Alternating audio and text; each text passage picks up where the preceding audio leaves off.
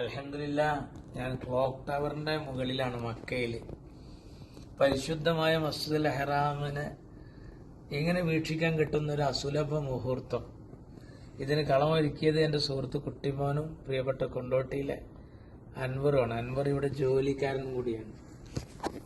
വളരെ സന്തോഷം. പരിശുദ്ധമായ കഅബാലയം ഇങ്ങനെ കാണാം മുകൾ ഭാഗത്തുനിന്ന്. അതുപോലെ സ്വഫായും മർവായും തവാഫ് ചെയ്യുന്ന ആളുകളെ ഒരു ആകാശ വീക്ഷണം നടത്താൻ പറ്റി ഒരു പ്രത്യേകമായ ഇരിപ്പിടം ക്ലോക്ക് ടവറിൽ ഇരുന്നു കൊണ്ട് ചെയ്യാൻ സാധിക്കും. അൽഹംദുലില്ലാഹ്, ഞാനിവിടെ കണ്ട ഒരുപാട് സംഭവങ്ങളുണ്ട്. സൊഫ മർവ മുകൾ ഭാഗം നേർക്ക് നേരെ കാണും. പിന്നെ കഅബ തവാഫ് ചെയ്യുന്നത് ഒരു ഭാഗത്ത് നടക്കുമ്പോൾ അതിന്റെ മുകൾ ഭാഗത്ത് തവാഫുണ്ട്, വീൽ ചെയർ തവാഫുണ്ട്. പക്ഷെ ഞാൻ ഇതുവരെ അറിയാത്തതും കാണാത്തതും കേൾക്കാത്തതുമായ ഒരു തവാഫാണ്. ഈ മിനാരങ്ങൾക്ക് തൊട്ടു പിറകിലായി റോഡ് വഴി ബസ്സുകളിൽ രോഗികളും അതുപോലെ പ്രയാസപ്പെടുന്നവരായ ആളുകൾ പ്രത്യേക നിശ്ചയിച്ച ഫീസ് ഈടാക്കി അല്ലേ അവരെ തവാഫ് ചെയ്യിക്കുന്നൊരു സമ്പ്രദായം ഉണ്ട് എന്ന് മനസ്സിലാക്കുന്നു.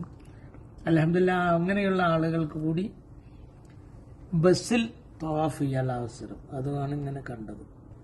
ജീവിതത്തിൽ ആദ്യമായിട്ടാണ് ഈ ഒരു വിവരം തന്നെ എനിക്ക് കിട്ടുന്നത്.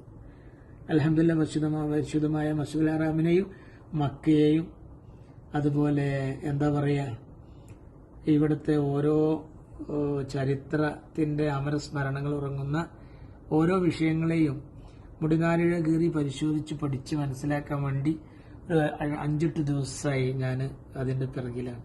അതിലേറ്റവും കൗതുകം തോന്നിയ ഒരു വിവരം ലഭ്യമാകുന്ന ഒരു പ്രത്യേകമായ സ്ഥാനമാണ് ക്ലോക്ക് ടവറിന്റെ മുകൾ ഭാഗം. കൊണ്ടോട്ടിക്കാരായ മലയാളി സുഹൃത്തുക്കൾ പ്രിയപ്പെട്ട കുട്ടിമോനും അൻവറും എന്നെ കൊണ്ട് എത്തിച്ചു. വളരെ സന്തോഷം. ഞാൻ എൻ്റെ സുഹൃത്ത് വലയത്തിൽ ആരെയും മറക്കാറില്ല. എന്നാൽ ജീവിതത്തിൽ ആരും മറന്നാലും ഇവരെ രണ്ടാളെയും ഞാൻ പ്രത്യേകിച്ച് മറക്കൂല. കാരണം പരിശുദ്ധമായ കഅബാലയം കൺകുളിർക്കെ കാണാൻ, ആകാശ വീക്ഷണം നടത്താൻ, അതും ഈ പകൽ സമയത്ത്